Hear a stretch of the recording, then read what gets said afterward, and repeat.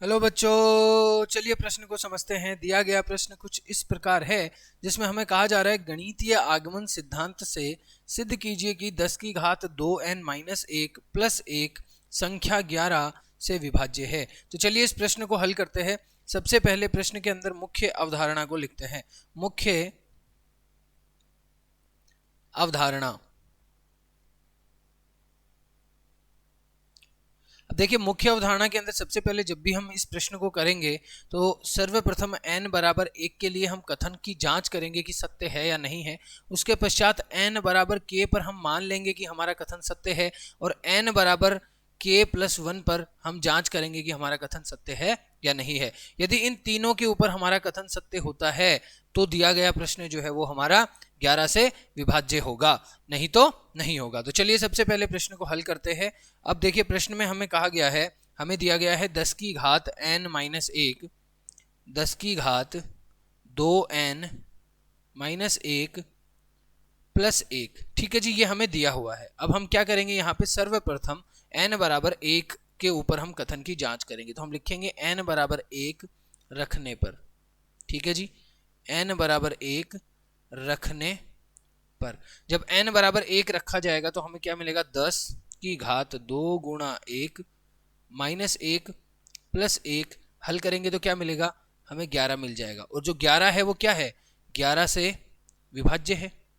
11 जो होता है वो 11 से विभाज्य होता है, बिल्कुल होता है। तो हमने यहाँ पे लिखा 11 जो है वो 11 से विभाज्य है। अब देखिए n बराबर 1 पर, अतः हम कह सकते हैं, या इसलिए n बराबर 1 पर कथन जो है वो क्या है, कथन सत्य है। ठीक है, n बराबर 1 पर हमारा जो कथन है वो क्या है, सत्य है। अब हम मान लेते हैं, माना n बराबर k, यहां पे लिखेंगे माना n बराबर k पर कथन सत्य है। ठीक है, n बराबर k के ऊपर हमारा जो कथन है वो क्या है, सत्य है। तो अब हम यहाँ पे क्या करेंगे, 10 की घात 2k माइनस 1 प्लस 1 बराबर 11p। ठीक है, जहां हम क्या कह सकते हैं कि p जो है वो बिलोंग कर रहा है z से, यानी p जो है वो इंटीजर है। तो हम यहाँ पे बोलेंगे कि 10 की घात 2k माइनस 1 बराबर क्या हो जाएगा, 11p माइनस 1, समीकरण नंबर 1। ये हो गया हमारा समीकरण नंबर 1। अब देखिए हमने क्या है, हमें दर्शाना है। अब हम दर्शाएंगे, दर्शाना है कि क्या दर्शाना है, हमें यहाँ पे दर्शाना है कि n बराबर k प्लस 1 पर जो कथन है वो सत्य है। ठीक है, पर सत्य है। तो हम यहाँ पे लिखेंगे कि 10 की घात 2 k प्लस 1 माइनस 1 प्लस 1। ठीक है जी, इसको आगे हल करेंगे तो हमें क्या मिलेगा, 10 की घात 2k माइनस 1 प्लस 2 प्लस 1। ठीक है जी, और इसको आगे हल करेंगे तो 10 की घात 2k माइनस 1 गुणा 10 की घात 2 प्लस 1।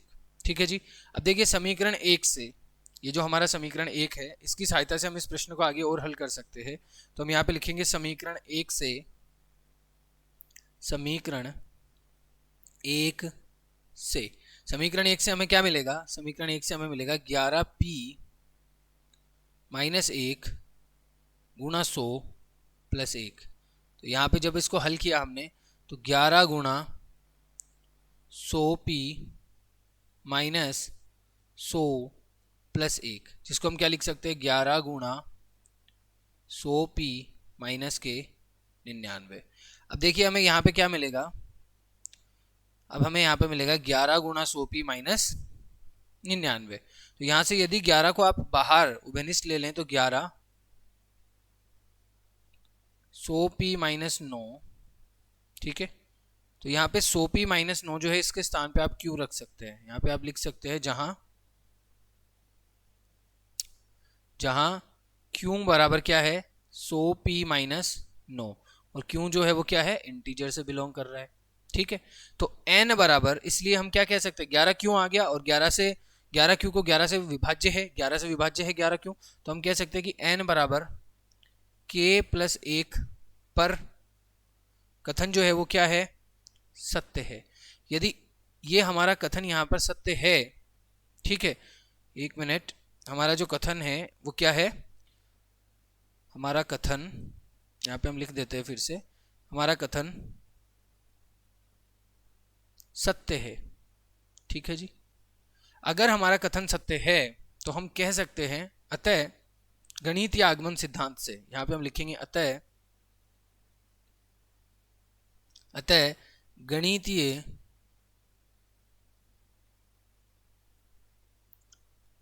गणितीय आगमन सिद्धांत से, गणितीय आगमन के सिद्धांत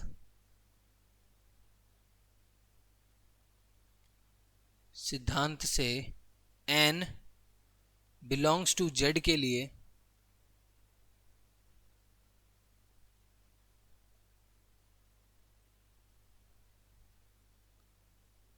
सत्य है। ठीक है, अब देखिए इस प्रश्न के अंदर यहाँ पर हमें यही सिद्ध करना था। तो आशा करते हैं यह प्रश्न आपको समझ में आ गया है। धन्यवाद।